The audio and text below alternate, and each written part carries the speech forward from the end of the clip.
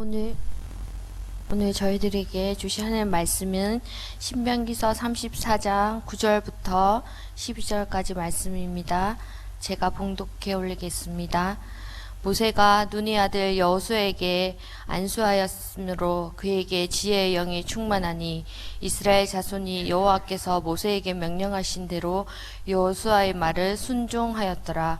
그 후에는 이스라엘의 모세와 같이 선지자가 일어나지 못하였나니 모세는 여호와께서 대면하여 아시던 자요 여호와께서 그를 애굽 땅에 보내사 바로와 그의 모든 신하와 그의 온 땅의 모든 이적과 기사와 모든 큰 권능과 위엄을 행하게 하심에 온 이스라엘의 목전에서 그것을 행한 자이더라.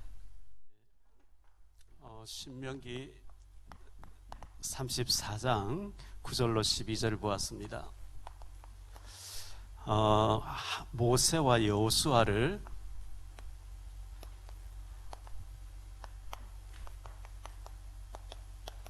준비하시고 너무나 존귀하게 쓰신 하나님이죠.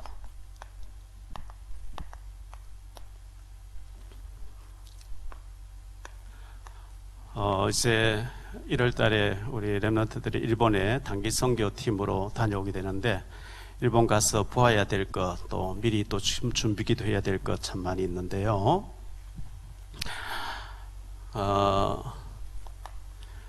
백문이 불여일견이라는 말이 있죠.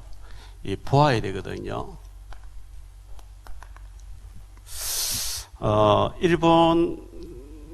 일본에 가는 단기팀들이 하나님 없는 선진국을 볼 수 있어야 돼요. 일본은 세계 최고의 선진국이에요. 그런데 일본은 굉장히 선진국인데 우상이 가득해요.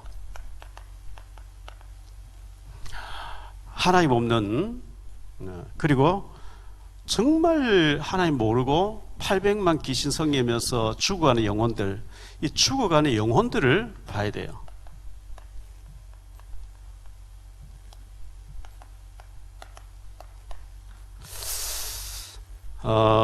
일본은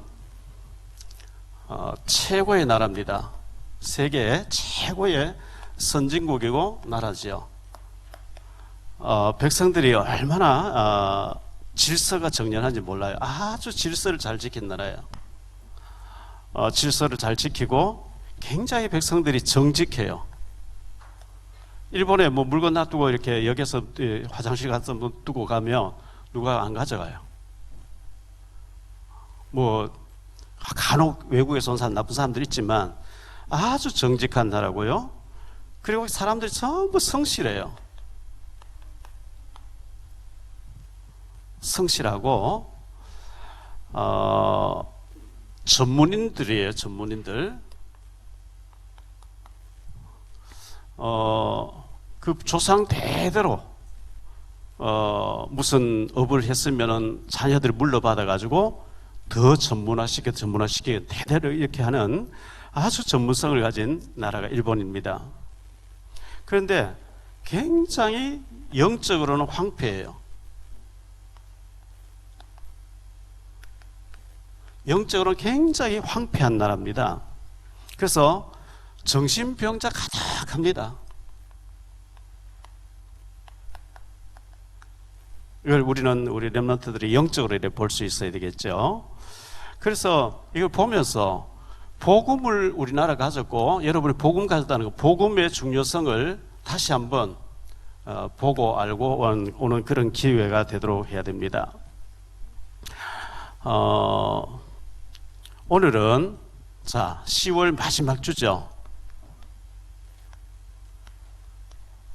10월 마지막 주는 항상 우리는 뭘 알아야 되냐면 종교개혁주일이에요.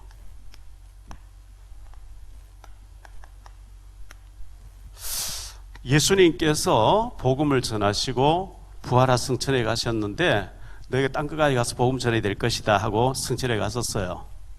예수님의 제자들, 사도들 12명이 있었는데 사도 요한, 요한복음을 기록하고 계시록 기록한 사도 요한 외에 나머지 사람은 다 순교를 당했어요. 복음 전하다가 다 순교했어요. 뒤늦게 사도로 들어온 사도 바울도 순교당했어요. 목을 잘려서. 로마가 유대나라를 지배하고 있었는데 로마의 황제가 지시를 해서 군대를 보내가지고 주 70년에 성전을 불살라버리고 돌 위에 돌 하나 남지 않고 다 성전을 헐어버리고 유대인들을 전 세계 다 흩어지게 했어요. 그러다가 유대인들이 1948년에 영국의 도움으로 그 옛날 땅을 쳐들어가서 유대나라, 이스라엘 나라가 독립을 하게 되면서 그 땅 가지고 팔레스타인이라고 옛날에서 이름은 블레셋이었어요. 원래 가나안 땅인데 하나님 그 땅을 아브라함 주셨고 그들이 애굽에 400년 존살이 하다가 모세와 여호수아가 손잡고 모세는 그 땅을 바라보면서 죽었고 여호수아가 쳐들어가서 그 땅을 가나안 쪽에서 다 밀어내고 이스라엘 나라를 세웠는데 그리고 예수님 당 신약이 와서 2000년 가까이 나라를 빼앗기고 없다가 1948년에 도로 쳐들어가니까 그때 밀려나온 사람들이 팔레스타인 지금 막 싸우고 있는 사람들이에요. 원래 우리 땅인데 너가 왜 쳐들어왔냐? 근데 이스라엘 사람들은 하나님이고 우리가 주신 땅이다 내 나라 이래가지고 지금 싸우고 있는 거거든요. 로마가 10명의 황제가 일어나서 이 황제들이 기독교를 박해를 하는데요. 전부 순교를 당했어요. 얼마나 박해가 심했는지 여러분 로마에 가게 되면 카타콤이라고 하는 지하 동굴 속으로 들어가 봐야 돼요. 우리 계단에 제가 사진을 못 찍게 하는데 찍어가지고 액자를 만들어 놨는데요. 예수 믿는 사람 다 잡아 죽이니까 무덤 속에 파고 들어가서 지하가 완전히 요새와 그 안에 들어가 보면 캄캄한데 막 여기저기 막 길이 있어가지고 그 카타콤베 중에 10분의 1 정도를 이렇게 개방해 놨는데 사진을 못 찍게 해요. 거기 들어가서 찬송하다가 다 죽어간 거예요. 그런데 그렇게 박해하던 이 로마의 황제 중에서 313년에 콘스탄틴 대제가 기독교를 승인을 했어요. 392년 데오도시우스라고 하는 황제가 기독교 국가로 선포를 했어요. 로마가 아예 기독교 국가다. 그러니까 전도할 필요가 없어요. 왜? 교회 안 오면 취직도 안 돼요. 세례 안 받으면 취직도 안 돼요. 그 전도할 필요가 없죠. 왜? 황제부터 와서 예배 드리니까. 그런데 그때부터 급속도로 타락하기 시작해요. 전도할 필요가 없어지니까 타락하는데 얼마만큼 타락하느냐 하니까요. 교황이라 그러죠. 교회의 황제가 얼마나 힘이 센지 세상 임금을 임명해요. 세상 임금이 와서 나 한번 임금 다 하겠어요. 무릎 꿇고 빌어요. 성도들은 성경 읽으면 안 돼. 읽을 자격이 없어. 신부들만, 목사들만 읽도록 만드니까요. 성경에 뭐라고 되어 있는지 모르니까 너희 조상들이 죽어서 지옥 가 있는데 후손들이 금화라고 하는 돈을 아주 비싼 헌금을 하면 금화가 헌금하게 딸그랑 소리 날 때 지옥에서 연한 지옥, 연옥으로 옮겨지고 또 많은 헌금 내면은 연옥에 있던 영혼이 천국으로 옮겨진다. 성경 모르니까 백성들이 시킨 대로 하는 거예요. 그게 천주교였어요. 타락된 천주교. 그런데 얀 후스라고 하는 1500년도에 얀 후스라고 하는 독일의 체코의 종교개혁가가 순교를 당했어요. 그 잘못됐다 해서 순교를 당했어요. 순교당하면서 앞으로 100년 후에 도저히 사람이 어떻게 건드릴 수 없는 사람이 나타날 것이다 했는데 1517년에 10월 31일 날 마틴 루터라고 하는 사람이 성경대로 돌아가자. 로마서 1장 17절 오직 믿음으로 구원받는다 했지 않냐. 그래서 이 마틴 루터가 독일의 비텐베르크 성당 문에다가 95개 조항에 갖다 붙이면 개혁문을 갖다 붙이면 성경대로 돌아가자. 그러니까 많은 땅을 가지고 있는 성주들, 우리나라로 말하면 거부들, 부유자들, 한 지역을 다스리고 있는 사람들, 성주들이 다 읽고 나서 맞다 이래가지고 종교개혁이 일어난 거예요. 자, 종교개혁이 일어났는데 이 종교 개혁이 일어나서 대단한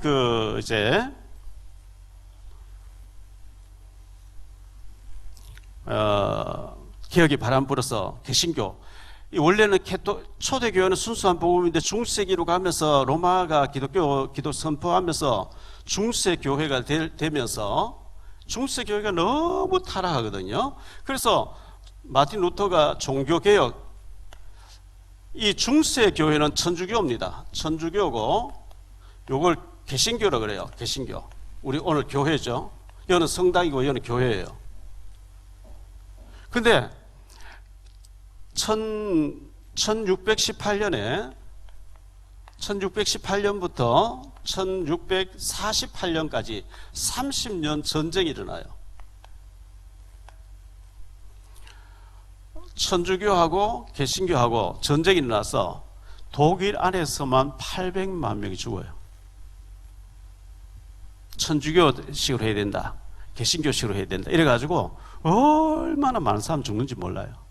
무시무시한 전쟁이 일어났었는데, 오늘 종교개혁주의를 맞이해서 우리가 개혁을 해야 되고 갱신을 해야 되는데, 개혁을 말할 때 항상 너는 틀렸어, 네가 틀렸어 이렇게 얘기하는데, 마태복음 7장 1절로 5절에 보면 형제의 눈 속에 티를 보지 말고 네 눈 속에 들보를 보아라. 나를 개혁해야 돼요. 나를 개혁해라. 나를 갱신하라. 어린이 여러분들이, 우리 렘넌트 여러분들이 내가 갱신하고 내가 고칠 게 뭘까? 내가 개혁돼야 될 게 뭘까? 늦잠 잔다든지 늦게까지 휴대폰 보고 있다든지 이런 걸 전부 갱신하셔요. 진짜 세계적인 엘리트들은 그런 거 안 해요. 일주일에 1시간 정도 휴대폰 봐요. 컴퓨터를 계속하고 공부 안 하고 방 청소도 안 하고 정리정돈도 안 하고 그런 걸 전부 작은 것을 갱신해야 돼요. 내가 하루에 성경 한 장도 안 읽는 것 회개해야 되고요. 성경 읽고 기도하고 그리고 공부하고 이런 거 작은 것을 개혁해 나갈 때 굉장한 성공을 할 수 있는데요. 토마스 에디슨 있죠. 에디슨이 굉장히 아이가 산만할 때 어릴 때예요. 산만하고 애가 좀 이상한 거예요. 어머니가 학교를 보냈는데 석 달쯤 지났는데 선생님이 편지를 써주면서 엄마에게 갖다 줘라. 엄마가 그 편지를 보면 눈물을 툭툭 흘리는 거예요. 한동안 말을 못해요. 그 편지를 일단 어머니가 에디슨에게 크게 소리를 지르면서 읽어줍니다. 뭐라고 읽어줬냐?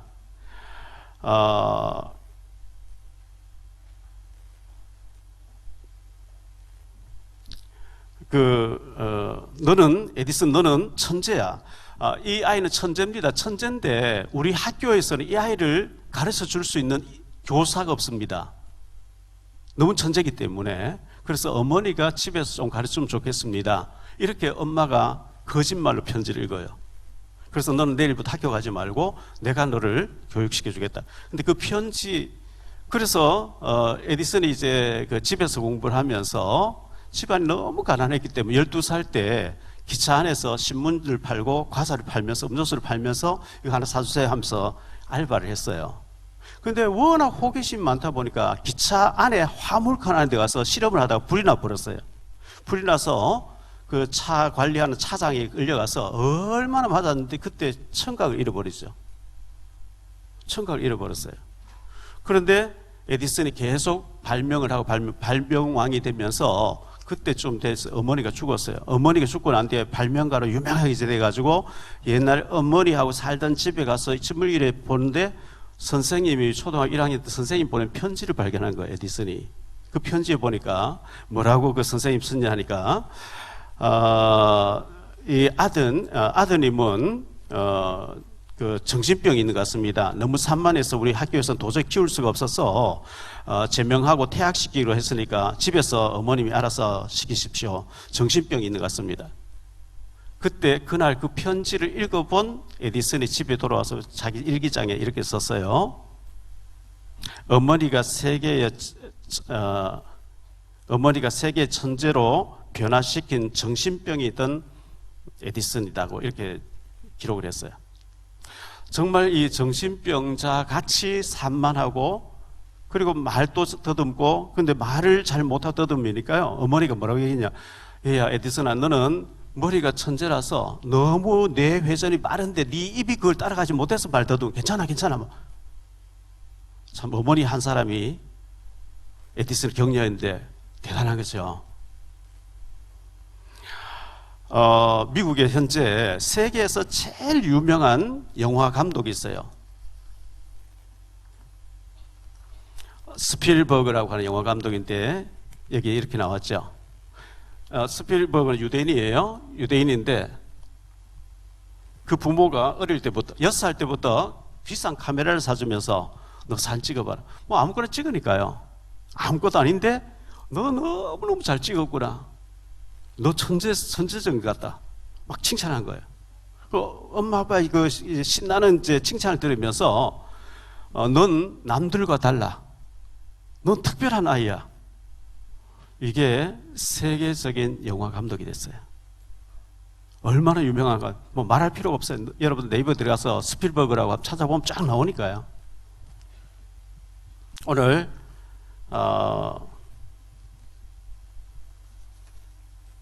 종교개혁주의니까요. 30년 전에 삼성 고 이건희 회장님이 독일에서 삼성 임원들 다 모여라 했어요. 그때 당시 삼성에서 나오는 휴대폰이 불량률이 10몇 %였어요.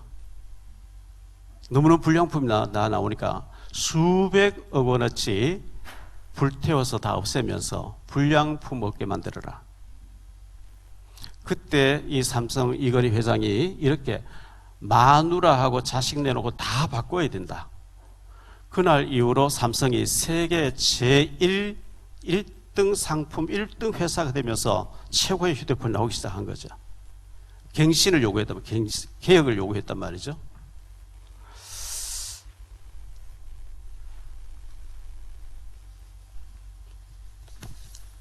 이게 미국의 모습인데요. 미국의 옛날 수도였던 필라델피아의 거리의 모습인데 마약을 많이 해가 좀비가 돼 있어요. 길거리에. 이런 사람 넘쳐나요. 이번에 일본 가는 여러분들이 왜 세계 최고의 미국과 일본이 이런 마약으로 정신병으로 죽어가고 있는지 복음이 아니면 절대 살릴 수가. 지금 북한에 마약이 너무 많대요. 아파서 병원에 약이 없고 얼음 해버려라. 길거리 가면 얼음 막 파는데 얼음이 뭐냐? 마약이라는 거예요. 이게 보통 문제. 우리나라 지금 마약이 너무 많이 들어오죠. 그저께 보니까요. 그 마약했던 부활 가수 부활이라고 하는 그 멤버 이름 뭐죠? 그 사람이 얘기했더라고요. 자기도 마약 해가지고 잘못됐는데 호기심에 딱 한 번 하는 순간에 못 빠져나온다는 거예요. 아예 여러분들은 그 마귀가 주는 선악과이기 때문에 절대로 멀리 해야 됩니다. 멀리하고 제가 지난번에 어른들에게 얘기했는데 이 사람 잠깐 신문에 난 거니까 여러분 네이버에 들어가서 이 사람 유튜브 찾아서 찾아보세요. 최영민 씨죠. 최영민. 어릴 때 부모님이 안 계신 거예요. 큰아버지, 큰어머니 밑에 살았어요. 근데 자꾸 때리더래요. 알고 보니까 이제 친자식이 아니니까 때린 것 같다. 그리고 입양해서 고아원에 입양 가게 되는데 주변 사람들이 왜 입양 보내 자꾸 얘기하니까 외국에 이제 입양 가지는 않았다는데 그래서 고아로 자란 거예요. 축구 선수가 되고 싶었는데 9살 때 학교 가다가 버스에 치여가 다리 한 잘렸어요. 근데 목발 짚고 축구를 하면서 빵을 팔러 다니는데요. 찹쌀떡 팔러 다니는데 손님들 식당에 밥을 먹고 있는 데 가서 이거 찹쌀떡 하나 팔아달라 하니까 재수없다 꺼지라고 막 욕하는 사람도 있고 막 물을 이렇게 연 사람도 있고 온갖 다 있는데 어떤 사람은 너무너무 단골 때에서 많이 팔아주는 사람, 좋은 사람도 있고 나쁜 사람도 있는 거죠. 이 사람이 이제 열심히 성실하게 살아가니까 방송에 나오고 난 뒤에 독자가 150만 명 되면서 도와주겠다고. 당신이 성실한 사람 도와주겠다. 이 사람 절대 도움을 안 받겠대. 왜? 도움 받는 순간 내가 약해져 버린다는 거예요. 내가 강하게 살아야 되는데 약해져 버린다는 거예요. 정신 상태가 굉장히 좋은 거죠. 이런 장애를 입고도 이렇게 멋지게 멋있는 삶을 사는 사람이 있는데 내가 왜 건강한 몸 가지고 이렇게 못 살겠느냐. 안세영 선수가 이번에 아시안게임에서 배드민턴 아주 상을 받았잖아요. 20살밖에 안 된 친구예요. 방송 출연에 온갖 얘기 다 있었는데 나에게 인터뷰 요청하지만 방송 나오라 하지만 나는 연예인이 아니다. 앞으로 금메달, 올림픽 가서 금메달 따야 되고 해야 될 일이 더 있기 때문에 내가 나가는 순간에 약해져 버리기 때문에 나를 인터뷰하지 마라. 나를 광고 모델 하려고 하지 마라. 나는 앞으로의 꿈이 더 있기 때문에 이렇게 너무 멋있는 얘기한 거예요. 그런 기회는 앞으로 내가 올림픽 가서 금메달 따면 더 얼마든지 있으니까 수많은 광고 모델 되면요 상상할 수 없는 수억 대의 그 모델료를 받을 수가 있음에도 불구하고 진짜 어제 또 신문에 났더라고요. 안세영 신문 어떤 주필이 썼는데요. 포기하지 않으니까 되던데요. 이렇게 했어요. 안세영 선수가. 여러분 포기하지 않고 꿈을 이룰 때까지 달려가면 그리고 제일 중요한 나 자신과의 싸움이에요.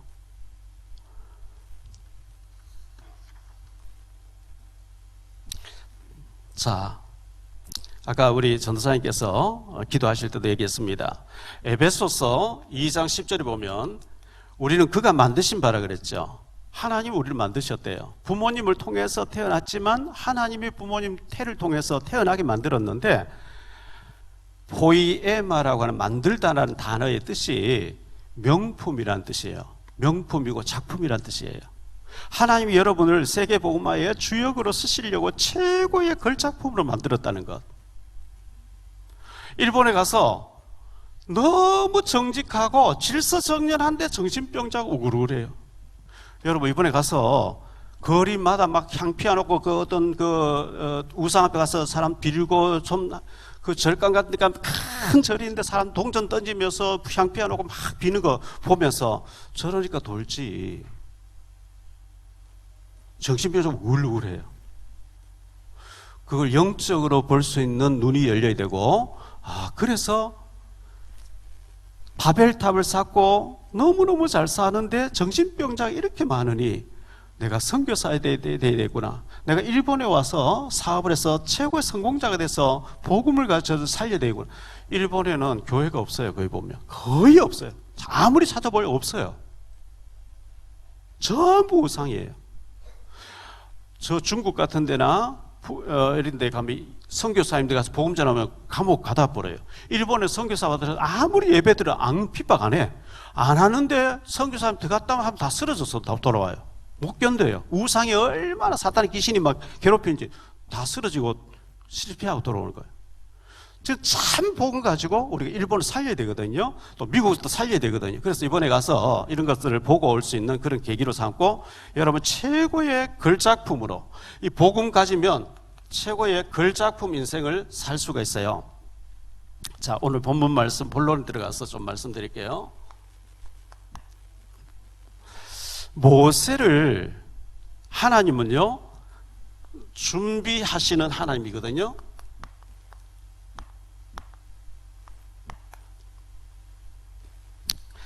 여호와 이레란 말이 있어요. 창세기 22장에 보니까 하나님께서 아브라함을 시험하시려고 네 사랑하는 독자 이삭을 모리아산에 가서 바쳐라 그랬어요. 그런데 8절에 보면 이삭이 지게에 번제에 쓸 나무를 쥐고 올라가면서 또 불은 이제 아브라함 들고 올라가요. 아버지, 어린 양도 있고 나무도 다 있는데 어린 양은 어디 있습니까? 불도 있고 나무도 있는데 어린 양은 어디 있습니까? 하니까 아브라함이 하나님께서 자기를 위해서 친히 준비하실 것이다. 하나님이 준비하실 것이다. 이렇게 했는데요. 이삭을 묶어놓고 이제 칼을 빼가지고 이삭의 목을 치려고 할 때 하나님의 천사가 급히 아브라함 두 번 부르면서 아브라함아, 아브라함아, 네 아들 사랑 독자에게 손대지 마라. 네가 백세 얻은 아들 외아들도 내게 아끼지 않았은즉 네가 이제야 나를 사랑한 줄 알겠다 하면서 그 이제 손대지 말. 그래서 칼을 거두고 보니까 수양이 걸려 있는 거예요. 수양이 그 가시덤불에 걸려 있어요. 그걸 끌고 와서 하나님 앞에 번제를 드렸더니 하나님 받으시면서 여호와 이레다. 하나님의 산에서 하나님이 준비하신다. 여호와 이레. 하나님 준비하신 뜻이에요. 자, 하나님은 준비하시는 분인데 엘리 제사장이 있었어요. 엘리. 이 사람이 사무엘상 1장부터 5장까지 보면 너무너무 타락했어요. 엘리 대제사장이 타락하니까 하나님이 어린 사무엘을 준비했어요. 사울 왕이 타락되니까 하나님은 다윗이라고 하는 어린 소년을 준비했어요. 엘리야 시대가 가니까 하나님은 엘리사를 준비했어요. 하나님 항상 이렇게 준비하시는 분이에요. 이사야서 6장 8절에 누가 우리를 위해서 갈고, 이사야가 내가 여기 있습니다, 나를 보내주십시오 했거든요. 마태복음 9장에 보니까 36절로 38절에 보니까 휘어져 추수하게 됐는데 무리를 보시고 불쌍히 여기신, 여러분이 이번에 일본 가서 이걸 보셔야 돼요. 예수님께서 무리를 보시고 불쌍히 여기시니 이는 그들이 목자 없는 양과 같이 고생하며 기진함이라. 이에 제자들이 이르시되 추수할 것은 많되 일꾼이 적으니 그러므로 추수한 주인에게 청하여 추수할 일꾼들을 보내주소서. 누가 우리를 위해 갈고 내가 여기 있습니다, 나를 보내주십시오. 하나님 몰라가지고 이렇게 선진국이 어마어마하게 최고의 나라를 만들어 놓고 죽어가는 거구나. 나는 하나님에 대한, 예수님에 대한 비밀, 복음의 비밀을 가지고 있으니 하나님 나를 써주십시오 할 수 있는 그런 영안이 열리는 이번 캠프팀이 되기를 바랍니다. 두 번째로 모세를 준비하신 하나님이죠.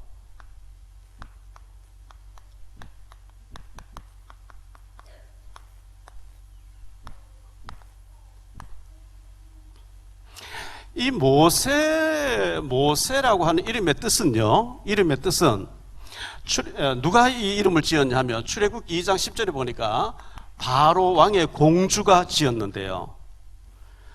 모세라고. 이 모세라는 이름의 뜻은 물에서 건져냄, 이런 뜻이에요. 물에서 건져냄. 물에서 건져냈다. 단순한 물이 아니, 또랑물이 아니고, 그 당시 애굽의 바로 왕이 노예된 이스라엘 백성들, 히브리 민족들이 아들을 낳거든 나일 강에 던져서 죽이라. 그런데 모세 아버지 아므람과 모세 어머니 요게벳이 모세가 태어났는데 너무 잘생겼대요. 잘생긴 것을 보았다. 그냥 이쁘게 생겼다, 미남으로 생겼다, 그게 아니고 영적으로 봤다는, 하나님 보시기에 아름다운 아이지라 그랬거든요. 석 달 동안 숨겨서 키우는데 만약에 왕의 명령 어기고 숨겨 키우면 가족들 다 죽이는 거예요. 애가 울음소리 점점 커지니까 출애굽 2장 3절에 보면 갈대 상자를 만들어 가지고 역청과 진액을 칠해서 물이 들어오지 않게 만들면서 얼마나 기도했겠어요. 하나님, 이 아이를 여기 담아서 저 나일 강에 물인데 갖다 떠줘야 되는데 하나님 손에 맡깁니다. 하나님이 이 아이를 책임져 주세요. 막 기도하고 딱 했어요. 그런데 바로 왕은 죽이라 했는데 바로 그의 딸 공주가 모욕하러 나왔다가, 모욕하면서 시녀들은 앞에서 길거리 왔다 갔다 하면 경호를 쓰고 왔다 갔다 하겠죠. 모욕하면서 보니 상자가 보이는 거예요. 그 시녀씨가 저 상자를 건져봐라. 건져와서 이렇게 뚜껑 열어보는 모세가 울고 있어요. 공주가 이 아이 참 불쌍하다, 내가 키워야 되겠다. 그때 모세 누나 미리암이 어머니 지시를 받고 멀리서 보다가 우연히 지나간 저 같아 와서 이 아이를 위해서 내가 젖먹이줄 유모를 구해줄까요? 구해와라. 자기 친어머니를 딱 데려준 거예요. 공주가 얘기합니다. 이 아이를 젖을 뗄 때까지 나를 대신해서 젖먹여서 키우고 내가 한 번씩 들릴 테니까 보고해라. 내가 젖값을 주겠다, 젖먹이는 값을 주겠다. 친어머니가 자기 아들에게 젖먹여줘 돈 받은 사람은 모세 어머니밖에 없어요. 하나님의 세밀하신 인도죠. 모세를 하나의 왕궁에 집어넣어가지고 바로 왕 가정의 그 집안의 왕궁에서 돌아가는 일을 다 어릴 때부터 봐야만 출애굽시킨 도움되는데, 히브리 민족의 노예된 사람을 왕궁에 집어넣는 길은 다 죽이라 해서 죽이려고 갈대상자 강변에 뒀는데 공주가 모욕하나, 이거 전부 하나님의 작품이거든요. 왕궁 안에 목욕탕, 너무너무 잘된 목욕탕이 있어요. 수영장도 있어요. 공주가 무슨 일인지 그 왕궁 안에 있는 목욕탕 쓰지 않고 내가 저 나일강에 가서 목욕해야 되겠다, 그래 마음을 주신 분도 하나님.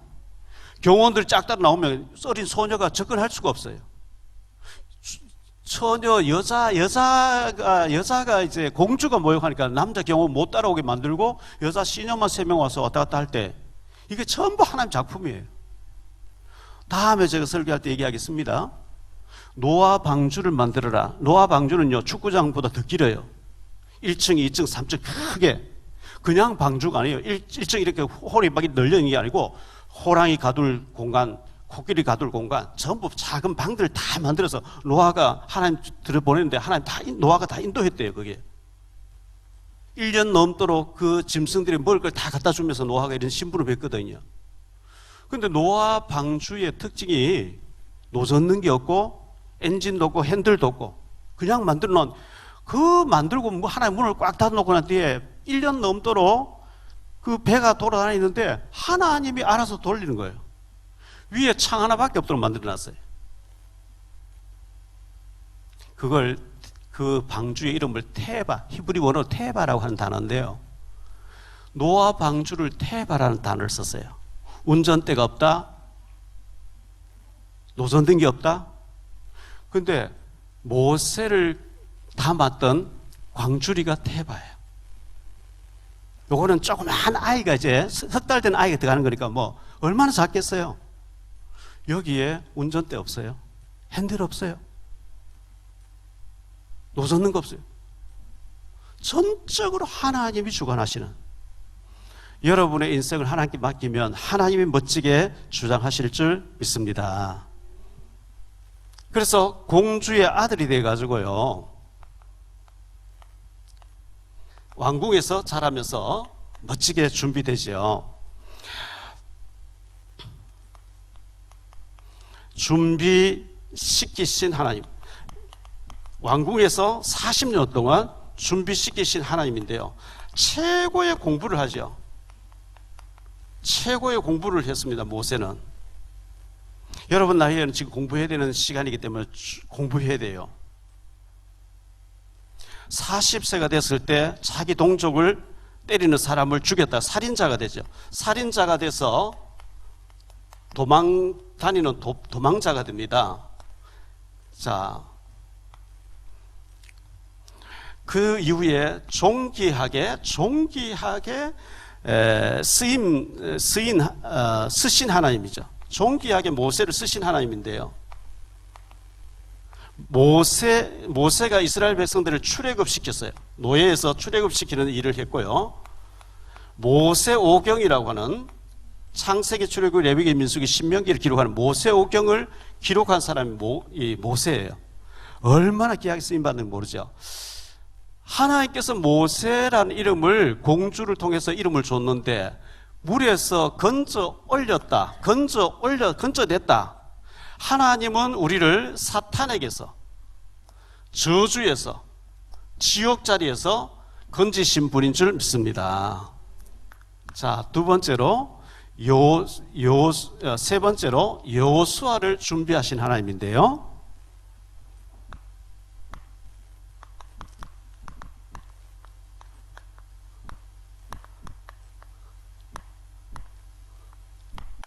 여호수아를 하나님 준비했어요. 여호수아는 에브라임 지파 사람입니다. 에브라임.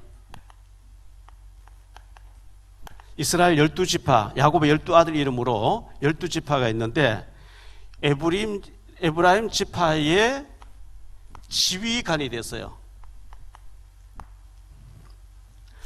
민수기 13장 1절에 보니까요, 하나님께서 모세를 통해서, 여호와께서 모세에게 말씀하여 이르시되, 내가 줄 땅 가나안 땅에 들어가서 정탐할 사람들을 각 지파에서 한 명씩 뽑아라, 이렇게 지시를 해요. 지시를 하는데 여기 8절에 보니까요, 민수기 13장 8절에 보니까 에브라임 지파에서는 눈의 아들 호세아다, 호세아라고 했는데, 13장 1절에 보면 각 지파의 지휘관 한 사람씩을 뽑아라. 지휘관. 이 여호수아는 에브라임 지파의 지휘관이 되어 있었어요. 경기도의 도지사 같은 사람 되어 있었어요. 충청도의 도지사 같이 되어 있어요. 에브라임 지파의 지휘관으로 있던 사람이 됐다. 일단 지휘관이 아무 되는 게 아니고 성실하게 공부하고 준비됐던 인물이라는 것을 보여주고 있죠. 자, 여호수아의 이름에 뜻이 있는데요.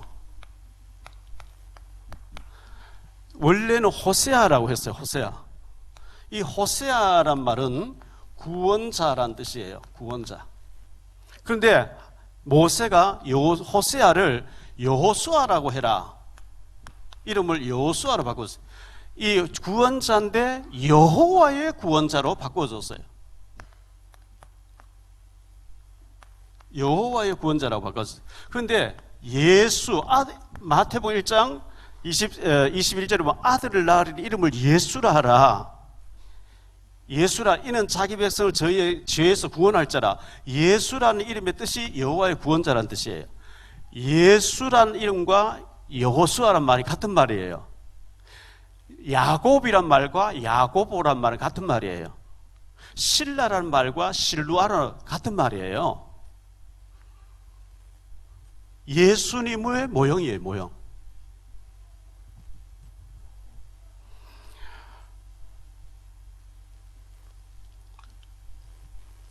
로마서 8장 14절로 17절을 보니까요. 무릇 하나님의 영으로 인도함 받는 사람은 곧 하나님의 아들이라. 너희는 다시 무서워하는 종의 영을 받지 아니하고 양자의 영을 받았으므로 우리가 아빠 아버지라 부르짖느니라. 성령이 친히 우리 영과 더불어 우리가 하나님 자녀인 것을 증언하시나니 자녀이면 또한 상속자 곧 하나님의 상속자요 그리스도와 함께한 상속자니 우리가 그와 함께 영광을 받기 위하여 고난도 함께 받아야 할 것이니 상속자라는 거예요. 우리가 하나님을 아빠라고 부를 수 있고 하나님의 상속자가 됐어요.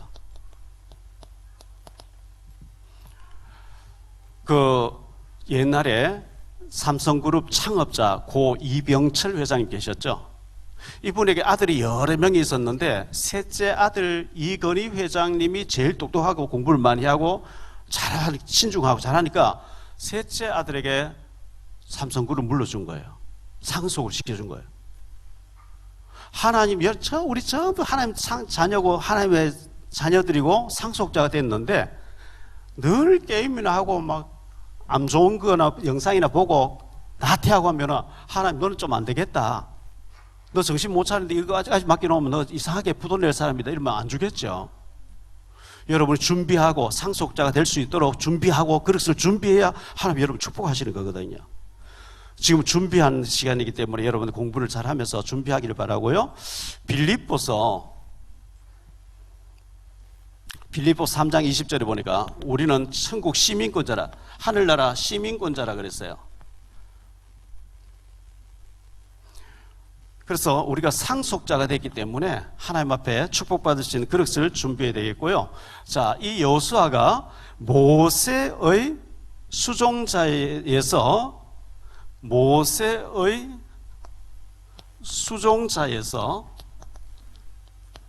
가나안 정복하는 사람을 됩니다. 가나안 정복하는 자가 되죠. 여호수아 1장 1절에 보면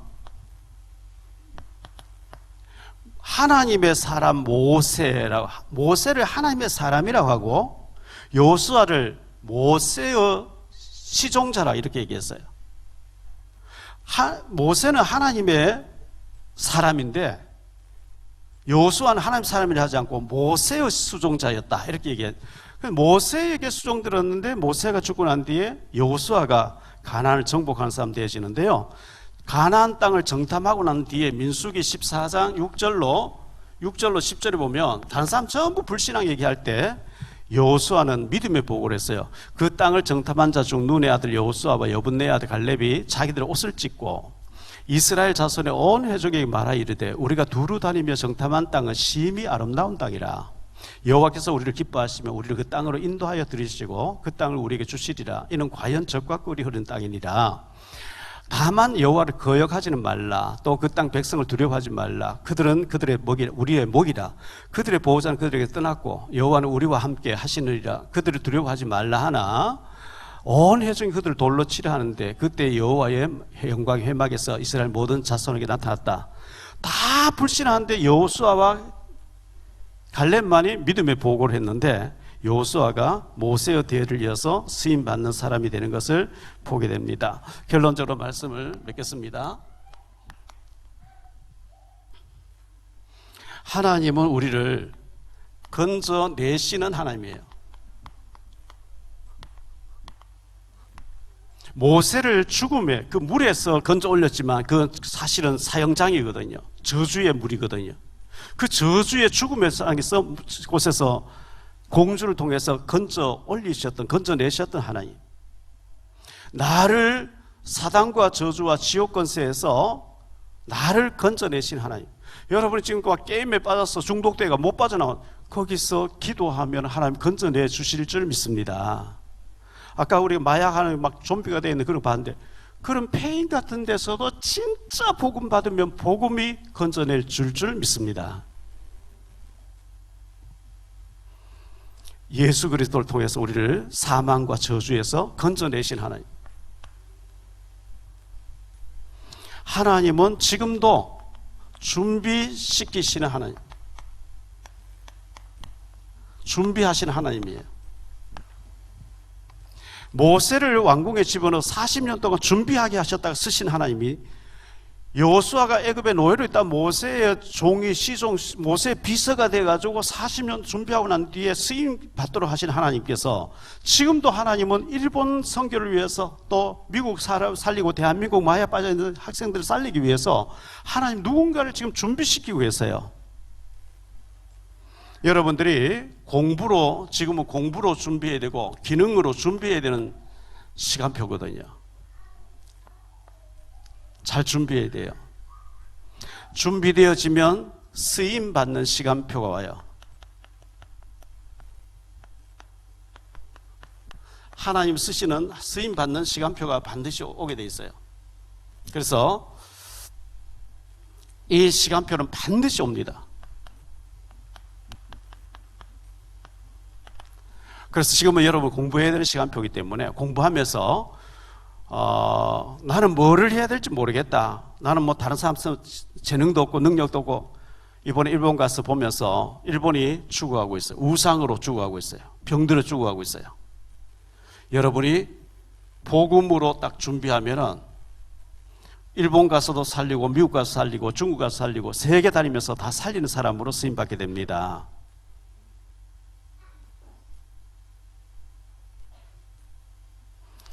오늘 특히 종교개혁주의를 맞이해서 하나님 나를 쓰시려고 하고 우리 부모님도 다녀오지 못해 일본을 나를 가서 보고 오라고 보내주는데 내가 가서 무엇을 봐야 될 것인가? 그러면 내가 모세처럼 여호수아처럼 준비해야 되겠는데 준비 안 되도록 나를 속이고 있는 게임으로 속이고 있고 이상한 생각으로 속이고 있고 공부가 기능에 집중 안 되도록 나를 마귀가 속이고 있는데 여기서 내가 어떻게 갱신해야 될 것인가? 어떻게 나를 개혁시켜야 될 것인가? 기도하는 가운데 여러분들이 갱신되어지고 전문의로 서게 되는 그리고 하나님 앞에 존귀하게 쓰임받는 우리 모든 렘넌트들 되시기를 예수님 이름으로 축복합니다. 기도합니다. 주님 감사합니다. 모세가 죽을 날이 임박하며 하나님 누구를 세워야 됩니까 했을 때에 여호수아에게 안수해서 너 대신해서 가나안 정복하게 하라 주님 말씀하셨습니다. 모세를 준비하셨고 쓰셨던 하나님께서 여호수아를 준비시키시고 또 쓰시는 하나님이 오늘 우리 렘넌트들을 쓰시기 위해서 지금 복음으로 준비하고 계시고 또 일본 단기 선교로 들어가서 일본이 최고의 선진국인데 다 있는데 질서도 정연하고 국민성도 너무 좋은데 하나님 몰라가지고 우상에 빠져서 정신병자가 너무 많이 있고 마약으로 죽어가는 현장을 보면서 복음만이 저들을 살리고 복음 가진 자가 저들을 살려내는 일에 쓰임받기 때문에 나는 복음으로 준비되겠다고 다짐하고 또 하나님의 계획을 깨닫고 돌아올 수 있는 우리 단기 선교팀들이 되어질 수 있도록 하나님 은혜를 베풀어 주옵소서. 스필버그의 부모님이 너는 특별한 아이야, 다른 사람과 달라, 너는 하나님의 특별한 사람이 있다고, 특별한 계획이 있다고 이 말을 해준 것이 그를 특별한 사람으로 쓰임받게 된 것처럼 우리 렘넌트들 하나님이 특별하게 하나님의 걸작품으로 쓰시려고 불러주신 줄 믿습니다.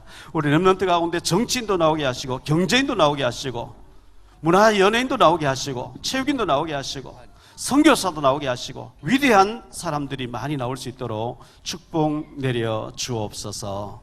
주 예수 그리스도 이름으로 축복하며 기도하옵나이다.